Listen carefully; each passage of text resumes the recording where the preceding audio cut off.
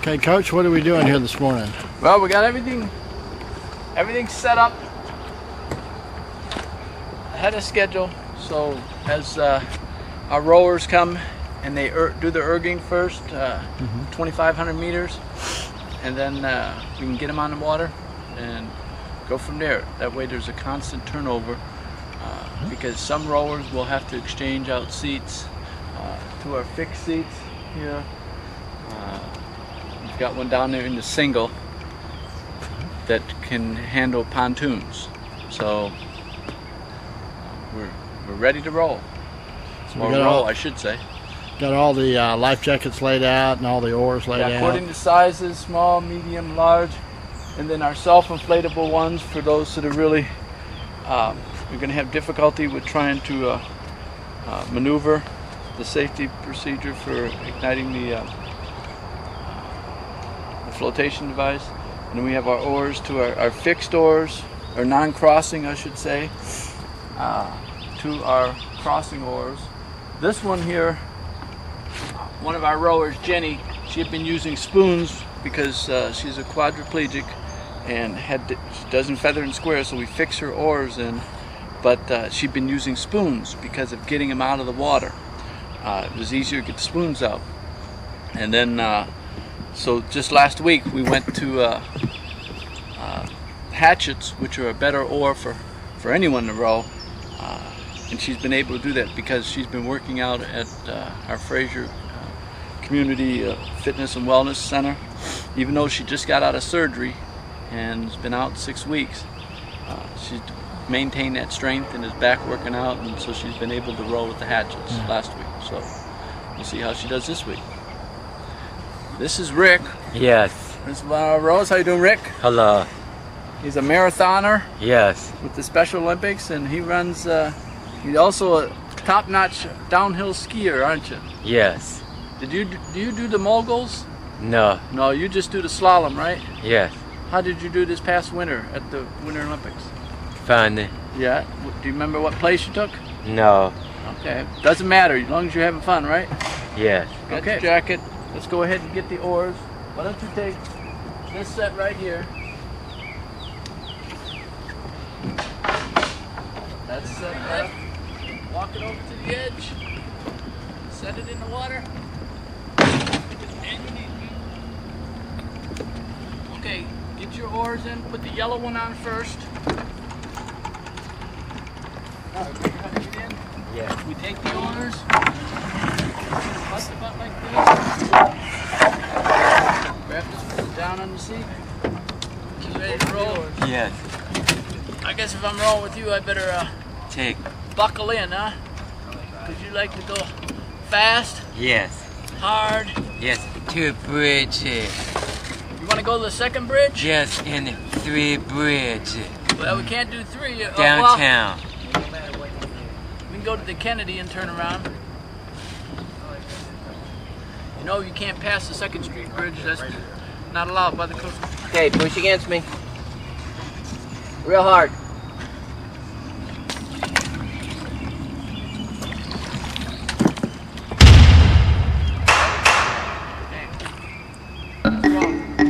Go.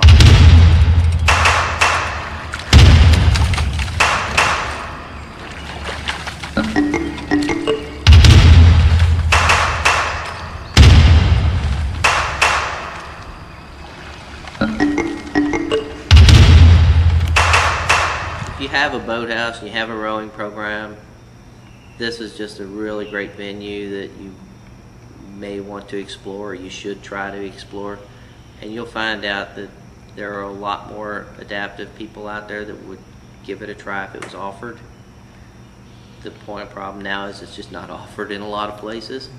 And if you make it available, you'd be really surprised at what you learn as much as what they learn. So, I mean, it's really rewarding to do it, and it's a lot of fun both ways, and especially for coaches. What kind of disabilities are you dealing with here amongst the rowers that you service right now? We row everything, spina bifida, quadriplegic, we have a paraplegic, we have I think we have a girl with cerebral palsy that rows with us. We have a blind gentleman that rows with us. So we've had a lot of emotional problems with children, well, adults too, but the 2 or 3 children that I remember, it's more of an emotional thing. You have some Down syndrome Yeah, also? Down syndrome. So it pretty much goes the whole gambit. I mean, there's nothing that disqualifies you to row. From a disability point of view, you'll give everybody a way to start in some fashion. Oh yeah. There's ways of adapting the equipment to suit just about everybody's needs. We've had the fixed seats for the Alden Ocean shells that we've had made, and we've adapted the rowing machines ourselves to with the fixed seats or whatever anybody needs. And it's just the idea of trying to get some people out of therapy sessions indoors and actually using another venue to do the same thing. So. And the closer this occurs to when they actually had an injury or so forth, the better for them. I would say that once they become comfortable with themselves after the injury. I personally have not had a lot of experience until I started this, and talking with several of the people, there's, like everything, levels of them accepting it and then moving on, and then at some point they get to the point where they're willing to come out and do something like this. So, and when we get to that point, then it's very, very good for them. It's just a progressive thing, week by week, to figure out what people need and then just making it happen. So we'll work with just about anybody and figure out how to put you on the water, and then figure out progressively how to make you more comfortable out there, and eventually we get you to where you want to come back and row.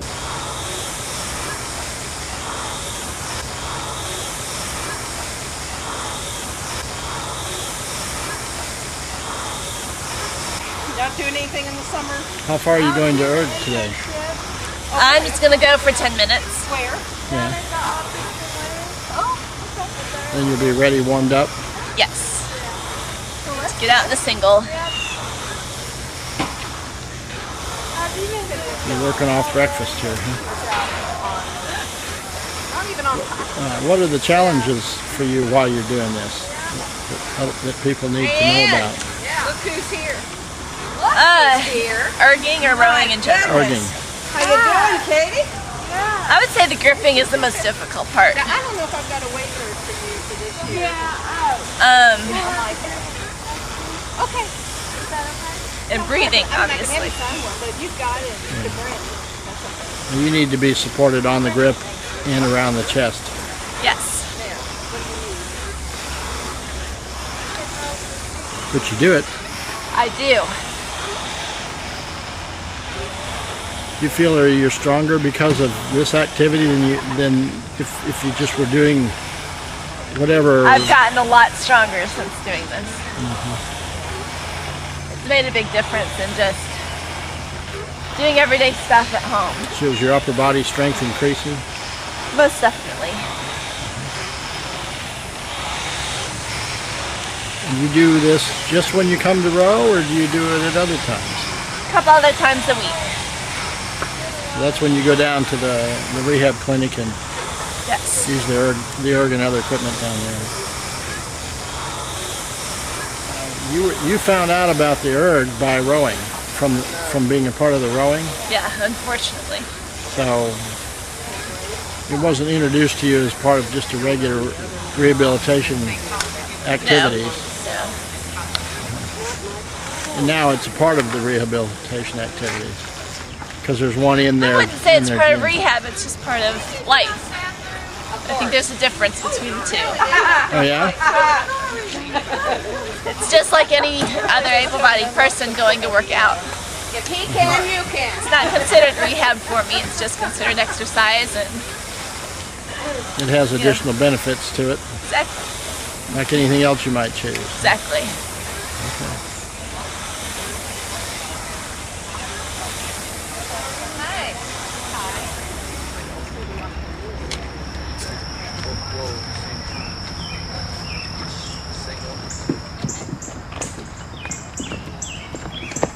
You rode this? Have you rode this single before? Yes. See how it's family. Would you like me to help you with those? I think I can get them since they've got the nice little loops. Yeah. I love that. Yep. It's one of my favorite things too, Yeah. because you can do it underway. Now, which side did you want the padding on? One's have got padding, the other On my one right. doesn't. I'll probably go ahead and use the gray one for my left, just since I know that one. I don't know what it is. When I wear this on the right hand, it feels good, but the left hand, I like the one without the padding. Okay. I just gives me Yeah. a fuller contact with the oar in Yep. this hand. I have That's like all about this more than you did the other one. With the neoprene one I've been using, you have to strap it pretty tight, and it's just a little confusing. This one is just straightforward and It doesn't kill you. just, yeah. And I didn't lose any circulation, so. Uh-huh. Did you feel like you needed to adjust it in the row, or did Not you at get all. get it right the first time? Nope, it was right the first time, which I often don't get on the other one. Right. So. And there at the beginning last time, you had some oars that crossed that you weren't used to. Also, I don't use crossing oars. Yeah. So I use But you did for a non-crossing. while there, didn't you? I mean, just a Well, little part by of that accident. row. Yeah. But how did the gloves feel differently on that than on the other oars? I don't think they felt any differently. It was, just the Just feel not of the used to crossing crossing. oars. I'm just not used to. So you like single rowing I do. Yep. better than double, or different from double? It's just different. So as an arms only rower, it's the only international race that you can compete in at this point. So if I do want to go on at some point, it'll have to be in a single. In a single with pontoons. Yes. So the more chance you get to do it. Yeah, better I just you- need more experience. When I competed in Biata last year, it was only my 5th time in a single. So needless to say, I need to be in it more often this year to get a little bit more experience. And you have confidence with the pontoons and everything. As Yeah. somebody with a grip issue myself, I started with just one grip on one hand. And I got out and my other hand didn't survive the length of the row. And I gotta tell you, just, when I put two on, I thought it was a little different. So I cannot imagine being strapped in too, in addition to Oh, it. chest strap, yeah. Well, Well, I'm used to doing that with tennis. I have a chest strap for tennis, so it's just the idea of the water and being strapped in. You just don't focus on that. so what we're doing here is locking the oars so they won't feather by accident, right? Yeah.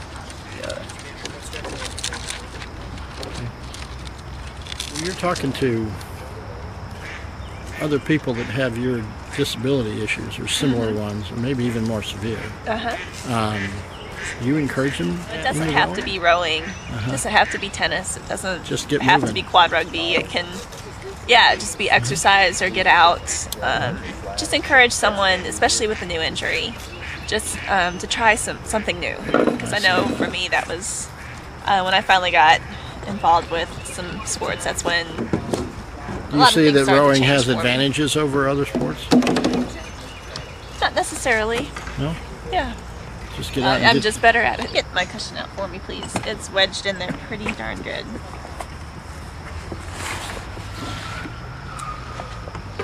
Yellow tag to the back. Goodness, I'm showing my belly. Yes. Sorry. I don't know what's up with the shirt today, but it just keeps coming up. Hope to see you come back. Yeah, see you out there. And dry. Oh. Tim, come over here, please. And hold down this oar.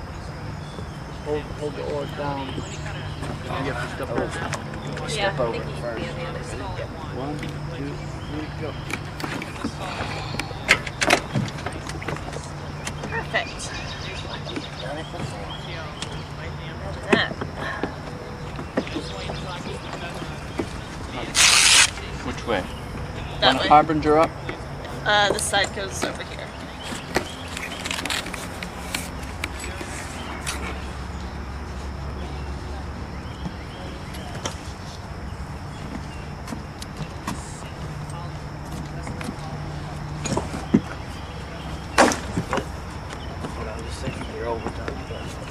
Oh, that's not good. Got it? Yep.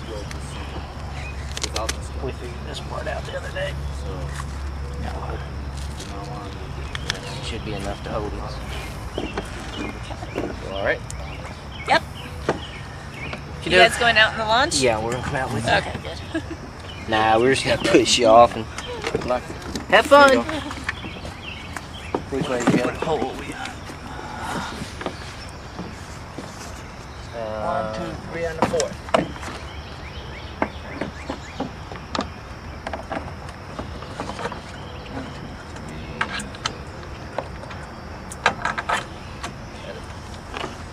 Okay. Okay. Push you off. Now, let's ask you right now. Do you feel comfortable enough with the scullies being up high? Here's what I want you to do right now. Lean to the right, and lean to the left. Okay? Knowing, so you can feel that there. Oh yeah, it feels Does fine. that feel better? Yeah. Just so it doesn't happen to you when you have a sudden jerk in reaction. Know that it's going to support you. And then if it does bounce to one side or the other, just wait till you line back Yeah. up. Okay. I think you know how to coach. Try one of these programs and it will make you really think. It kind of, like I say, it drags you out of the way you coach and makes you think about what you need to do, but you also take that experience back to your other programs and it makes you understand why things are happening that you may not have understood before. So it works both ways. Everybody learns something out of it.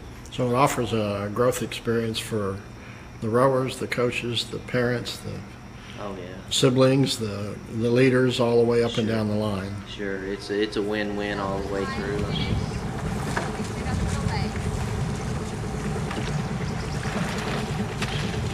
Like magnets. Hey.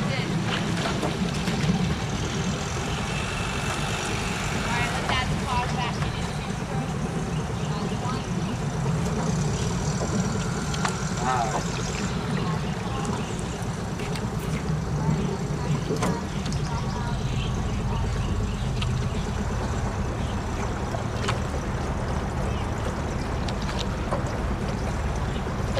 Try to look straight forward at the catch. Don't try to drop your head in the boat if you can help. What am I doing when I'm dropping my right oar in? I don't know why.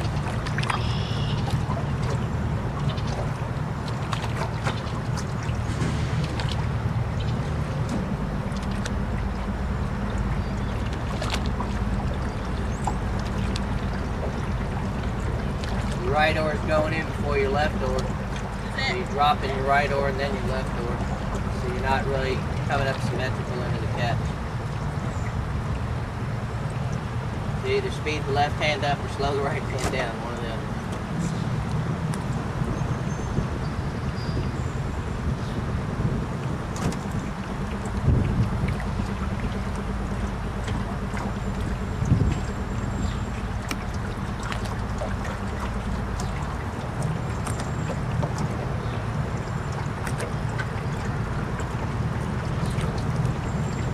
Yeah, that other seat you're used to being in sits straight up and down, doesn't it? Seat feels fine.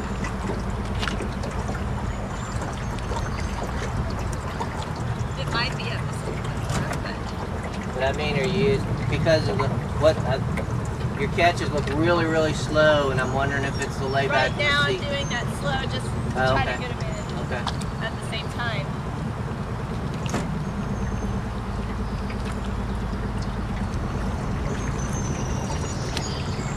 Raise that left hand a little bit faster. That's it. Better. You look like you're leaning to the right or something. That's why I want to get behind you and look at your I shoulders. usually do. Because it looks like you're leaning, and yeah, your left blade's coming up just a little bit higher because of that. That's why. Well, I can also lift it out higher. Well, then don't do it. Just because you can, don't do it. When I tell you to speed the left hand up, you come right back in.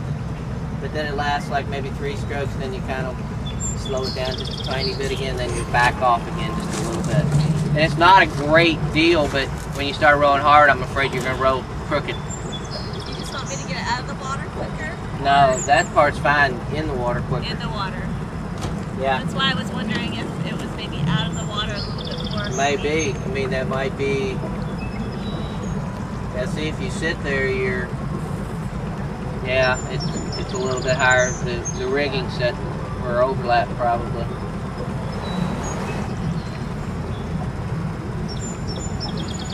Yeah, the same number of. Well, but the rigging itself will be bent for part of that overlap, so we need to just measure it. And then the double, you wouldn't notice it, but the single, you will. Yeah. You keep your left hand up just a little bit on the recovery. You are dropping your left hand lower than your right hand. So your left blade is a lot higher.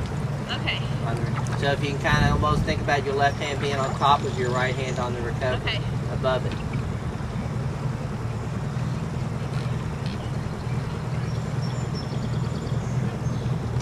See, you don't row for a couple weeks, it just falls apart.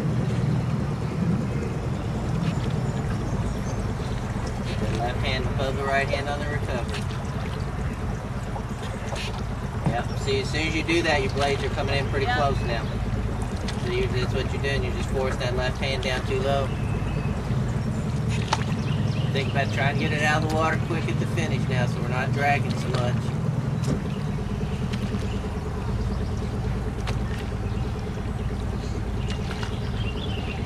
Oh, I hate having my hands strapped in. I can't wipe my nose and my nose is running.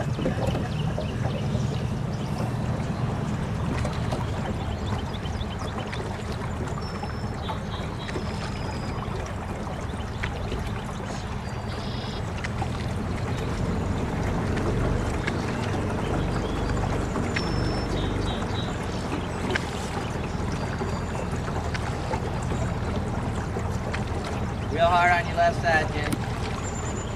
Another one. That's good. Jenny, stop. Need to go out in the middle. We're getting real close to the side over here. Now, why do you do that? So you were rolling really straight for a long time, then all of a sudden, I thought you just said to get in. huh?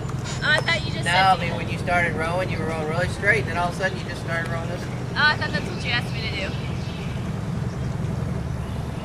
I don't know. Some of it, I think, just your left blade's still going in a little bit. But you seem to be compensating for that on a lot of strokes. You're still rolling pretty straight.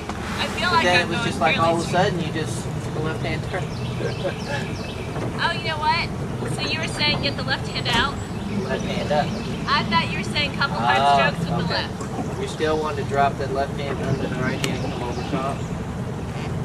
So you really want to concentrate. And maybe if you can, think about kind of leaning that left shoulder down just a little bit, and that might help. And that's going to feel awkward, I know, but Scary, yeah. yeah. But We'll just take it out in the middle for right now so we can go out away from the shore here. away from the shade. Yeah.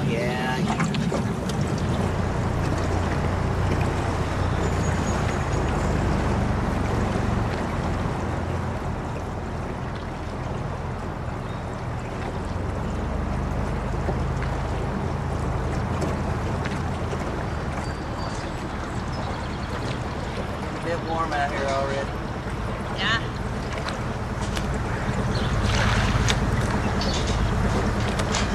Not raining though. That's true.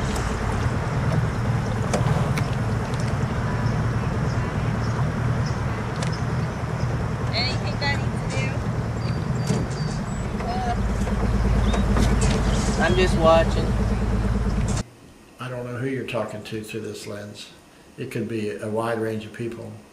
And the first video we did about you, I've sent it to maybe 1,000 people.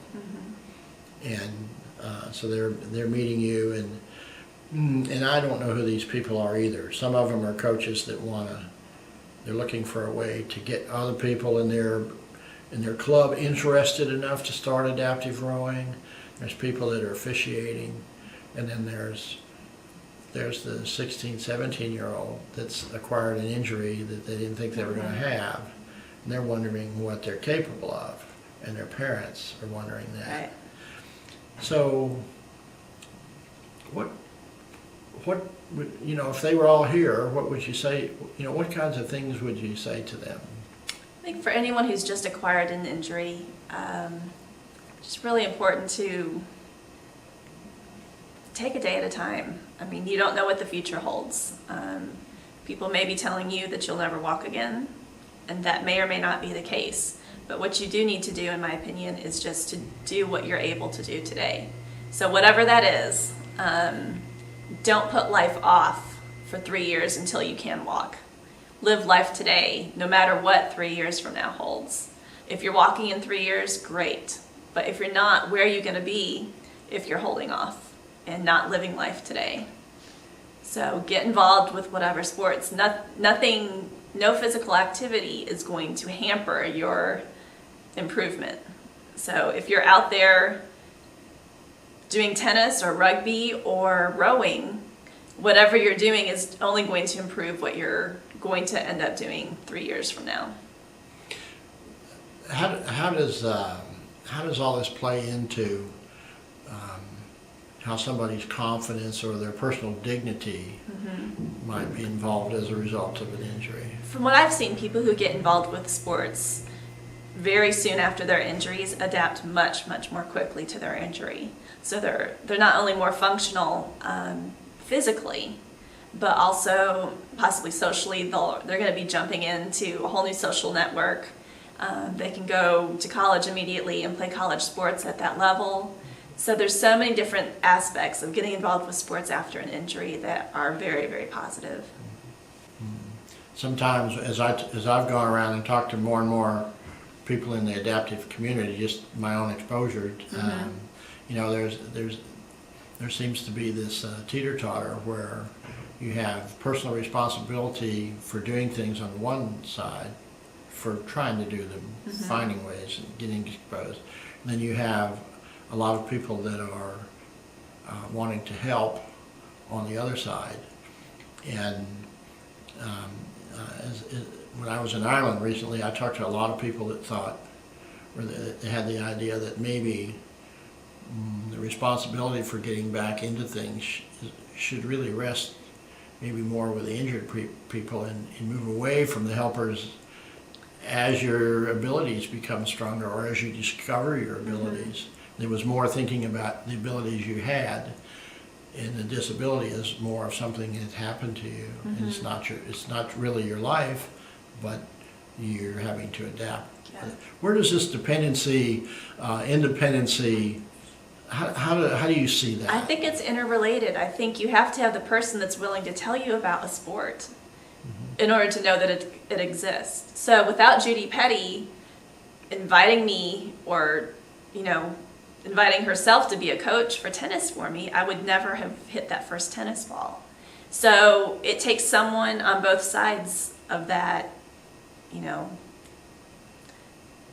takes the person willing to tell the person about a sport, and then also the individual with the disability to be willing to get out of their comfort zone and try something new. Go try something new. I remember when we first talked, before we met physically, but I called you from the airport, I think, after you'd loaned me your grip from life, and we were talking about adjustments and grips, and I said, well, for wishing for all that, why don't we just wish we were,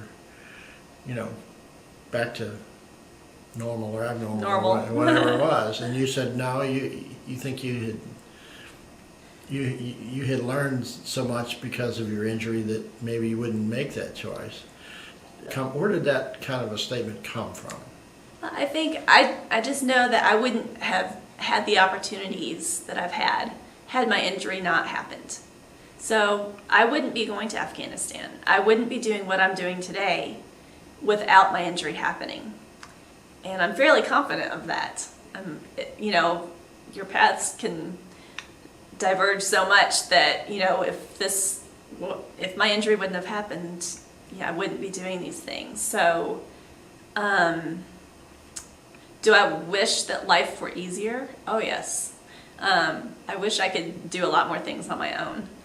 Wish I didn't have to have help a couple times a week. But what's the benefit? And that's probably a weird word to use, a benefit of having a disability. And I don't know if I like the way that sounds, but there's been something positive that has come out of a negative experience. And so I guess that's what I'm trying to say, is that just because something awful happens doesn't mean that the rest of your life is going to be awful. There can still be very positive things that happen down the road. And you're going to be Viata champion this year, right? We'll see. Is there anything else you'd like to say or have anybody know about Jenny Smith, a rower, Miss Wheelchair Kentucky, and all of this kind of stuff? I don't think so. All right. You ready to go work out? Yeah.